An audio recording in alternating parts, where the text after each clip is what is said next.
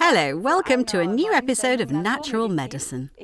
I have Arthur Tränkle here today, a very successful author, inventor and manufacturer of our cell tuner. And today we have a very exciting topic, the navel tragedy. And for me, as a mother, the topic of the navel is particularly exciting because it is also the connection to our child.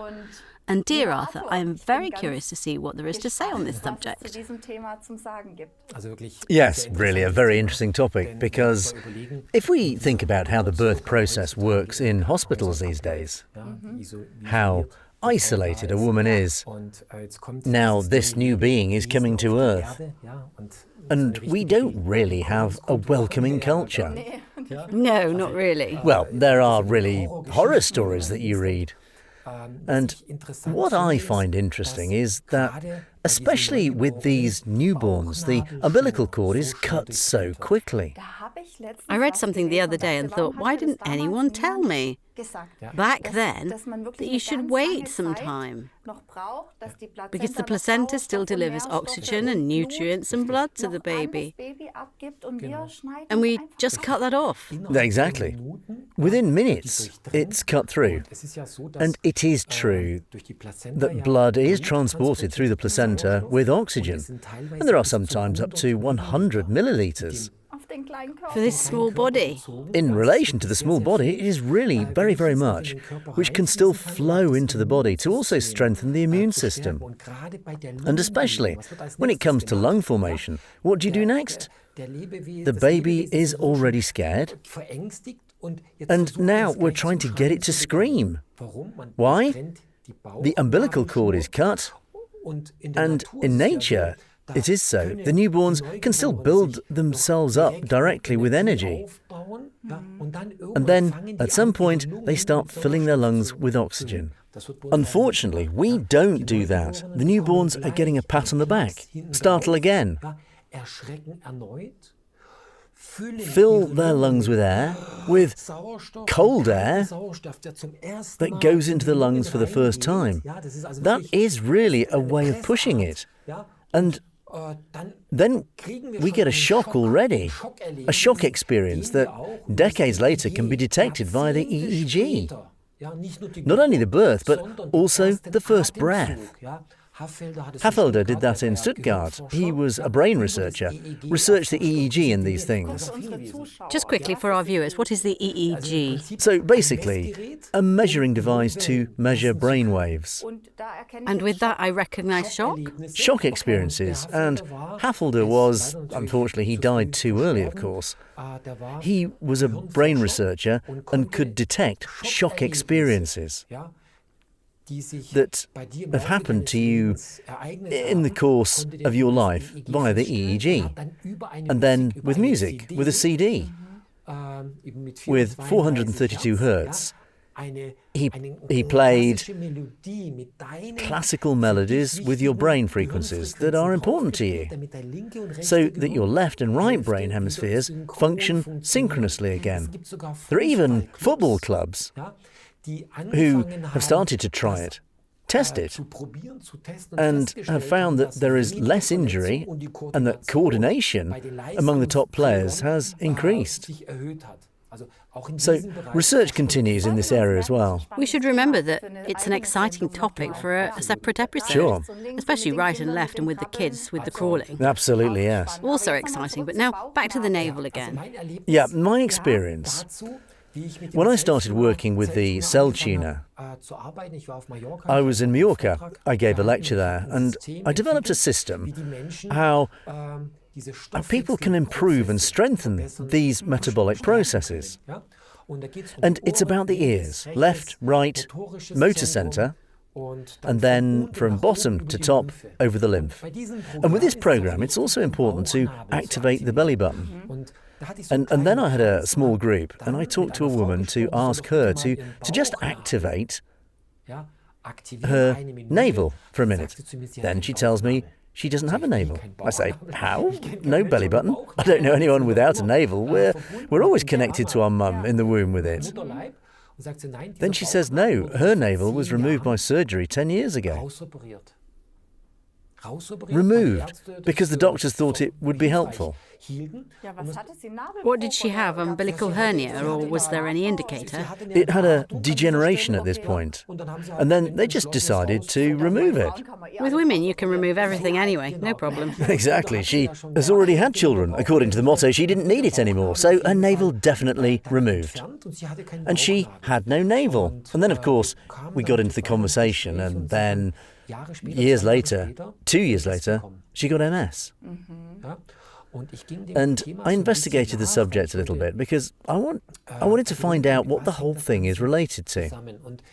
And it turned out in a conversation that she was not breastfed herself.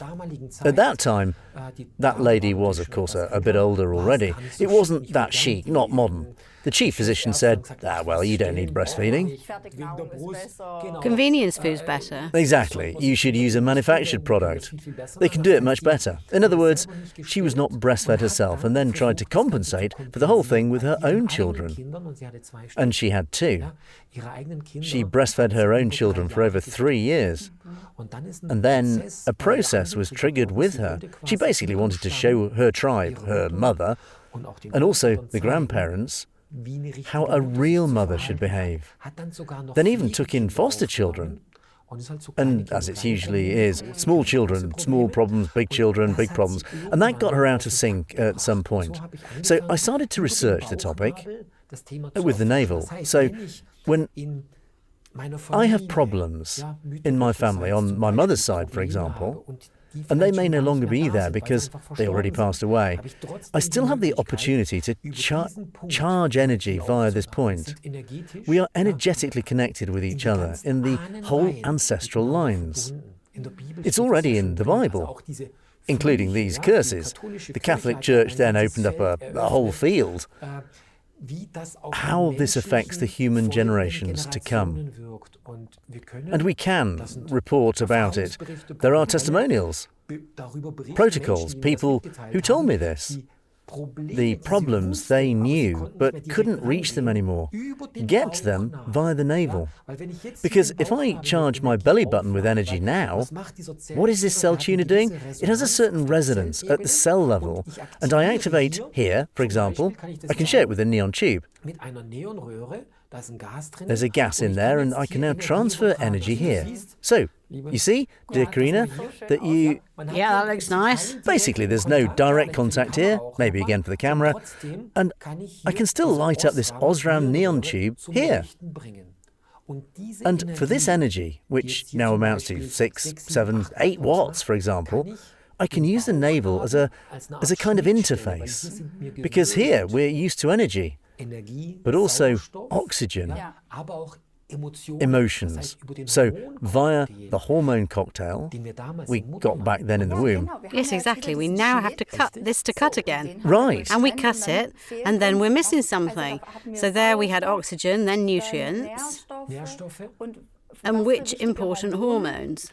Those that are also released there. So hormones, just to keep us calm, to calm down, to ground us too. And during the 9 months in the womb, we started to fathom the environment. We then heard things, everything in the womb, and the whole world was made of this, ultimately of this nest. And when Mum was in a good mood, we noticed, just as when she was in a bad mood, and so it started to be conditioned.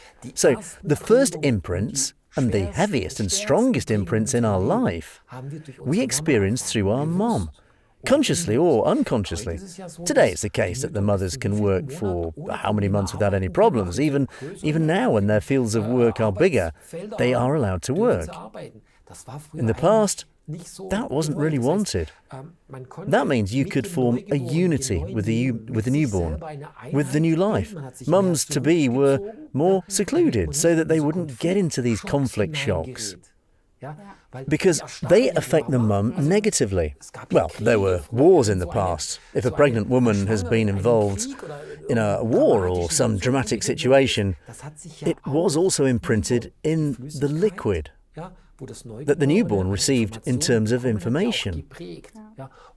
And consequential diseases arose from this. And we have the opportunity to dissolve it again through these forms of energy. Very interesting. I had my first child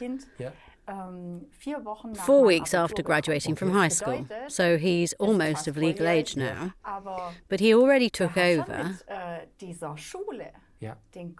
this part about school. So I could say now, come on, let's get rid of the stress here from Mum a little. Let's take your navel. Exactly. Because his navel is directly related to you, to his mum. There are things he might not even want to talk to you about, but can still do it in the subtle field. Because, the parents, it's in the Bible, honour your parents. When we stop cherishing, being grateful, honouring our ancestors, what kind of future do we get? Because that's what happens to us too. We must be grateful for our parents because they have shaped so much of that, and they only do the best. What was available to them.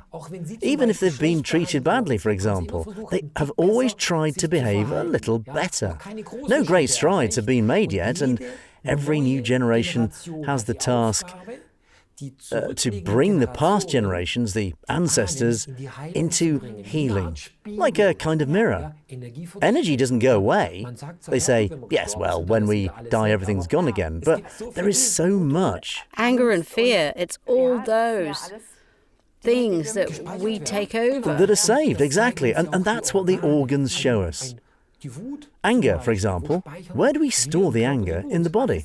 Anger is usually connected to the liver. Exactly, anger is connected to your liver. The liver is an organ of rage, but maybe also has to do with territorial conflicts. If someone's permanently in my territory, it can be professional, but it can also be of a private nature when choosing a partner or with the children, because now the offspring begins to take over the reins. And that can be, for example, visible via the anger in our body. And our body is able to regenerate permanently.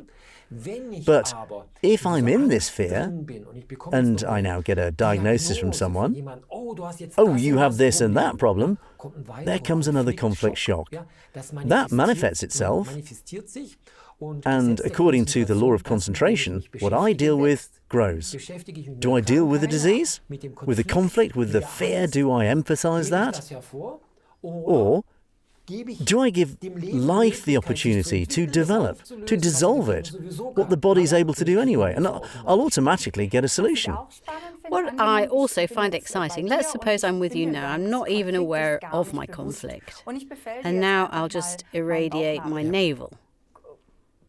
Then the topic comes to me somehow, doesn't it?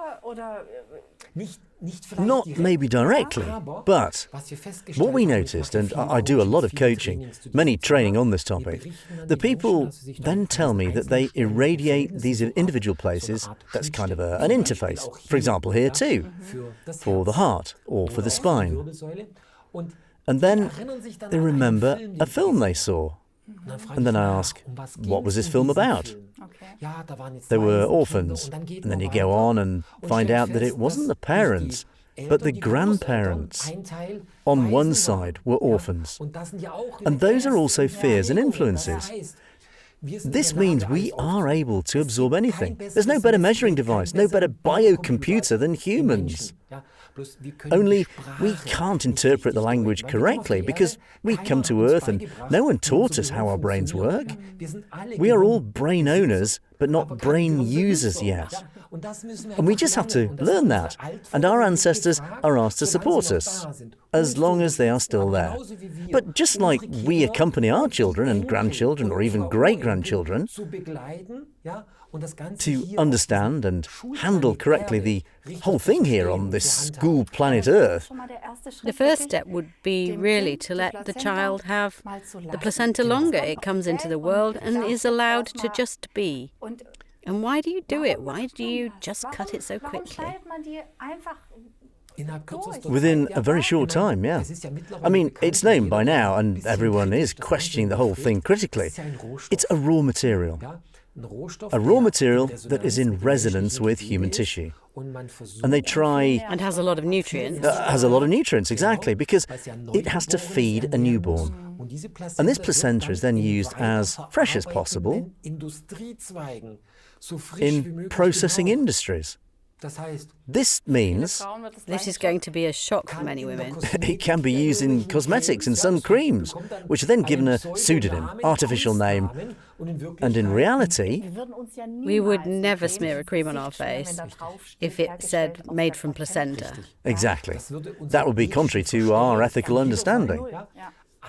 But because of the conditioning, because the whole thing has been strained out, just like we wouldn't lie under a cow and squeeze the milk out of it.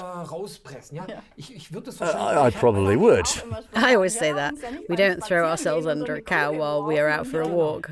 Exactly. And in the wild, the cow has always been on the move with the calf, and nature has developed a program that a newborn is breastfed for a certain period of time. And then comes the phase where it is weaned, so where it ends. There is no mammal in the world, except for humans, which at the age of 20, 30 or 40, we make use of this because of our technology, but because of the industry, because the milk is no longer natural, it's heated. That's just blue water, which has more disadvantages. But I grew up differently. I was told back then, you're young, you have to be strong, you need a litre of milk every day. And I've always wondered why I keep having mucus. And I had even had tyrosis. I got chunks when coughing. So I thought, what is that connected with? It's strange, I've never had that before. And the body hasn't been able to metabolize that. I also had an example. I had an experience with a small child who was diagnosed with asthma. And he always consumed a healthy immune-boosting drink in the morning. Every morning. And that's what led to this extreme mucus build-up. The father then dropped it on the floor and it took him forever to wipe up the mess again. And he said, that can't be a good thing. The child has so much mucus, no milk for 14 days and it was all gone. No asthma, nothing at all. It was really that mucus build-up. So my experience, I'm now well over 40, is to simply leave things out when I have a problem. To give my organism the chance to purify itself with water. Sometimes to go into nature, to ground yourself. Rely on your gut feeling again. There we have it again. Just listen to it. We still say that, it's a saying. Yeah, women usually pay more attention to it. We men are more left-brained, with numbers, data, facts, and that's why we can learn a lot from our women in our lives. Whether these are our sisters, our wives, our mothers, they bring a quality into our life that doesn't get the right appreciation at all. And it can't be that children are brought into the world by doctors, men, who themselves cannot bring children into the world. So, also this birth position, in the past children weren't born like that at all. In nature, if you have been in the field or wherever, you have to consider what do the animals do, whether they're zebras or congeners, how do they give birth to their offspring? And it all has some kind of industry now. And today, there's no longer any attention paid to women. And that's also what I find sad about academic medicine. With us women, you can remove everything. You don't need ovaries, neither do you need a uterus. I always think to myself, it's so unfair. Why not do this with men? Well, testicular cancer is also common. Well, let's take out the testicles. It's unfair. Just because femininity and appreciation have no place at all in academic medicine either. If there's no longer any function, you no longer need it. Just that function. And they don't even know what kind of functions they have. A secondary function, because every place in our body has multiple functions. And that's the case with the testicles. For example, anxiety about your offspring can affect the testicles. For women, every organ also has its own place. And if it's there to to show what conflict is important. Also a very exciting topic. We absolutely have to make another episode. All the organs and the conflicts behind them. But not only the organs, also the vertebrae. For example, if someone's in pain in the back on the right, but always thinks there is problems with the vertebrae, and we can go through the individual places with the hand probe, and where it does not get warm, there they have nothing. I had a case in Mallorca too. There was a skipper and he couldn't look sideways while driving because of the pain. I said, I can see if your vertebrae are okay. And went through it, took 15, 20 minutes. I found the vertebrae are okay, but I found in the in the left, hip area, a warm spot at the back of the size of a coaster. So near the sciatica there. Next to it on the left, and he lacked the support force. I told him, I don't know what exactly he's missing, but it is the feminine support that he lacks in life. It can be his sister, it can be his mother, it can be his wife, it could be an employee. He said, yes, right. 2 years ago I had problems with 2 employees and fired one of them, and the other is still there, but only causes trouble. And this support, because when you hire someone as a boss, you also have a certain hope and desires. And that's not fulfilled. And now this resentment, this information, the body has now shown him here. Now you can have a new hip made for you here. That's how we know it. Exactly, but that won't solve the problem. It'll still hurt afterwards. Exactly. Many don't understand that at all, what the cause is. After half of all knee surgeries, the pain is still there. Why? Because it's partly related to the meridians or to the muscles. We also had a case with a goalkeeping coach. He had a knee problem. The club doctor said to him that his knee is pretty much done and he needs surgery. And then we examined the whole thing with the hand probe and found that the knee was okay, but there were 2 muscles on the thigh which lie deep, which are connected to the knee. And within 6 weeks, as a result of irradiation, the muscle loosened up. And we do that with a massage too. Fascia, the adhesions. Yeah, that'll be loosened. But you can't get into the deep tissue. And the nice thing is with the cell tuner, you can achieve a certain inner massage here. And there's a reddening, a better blood circulation. There's more oxygen, more nutrients, and the body can regulate that. It was less than 6 weeks. He could squat again, take part in goalkeeping training as usual without any problems. If an artificial knee had been put, money had come in, health insurance companies would have been fine. But the cause would not have been resolved.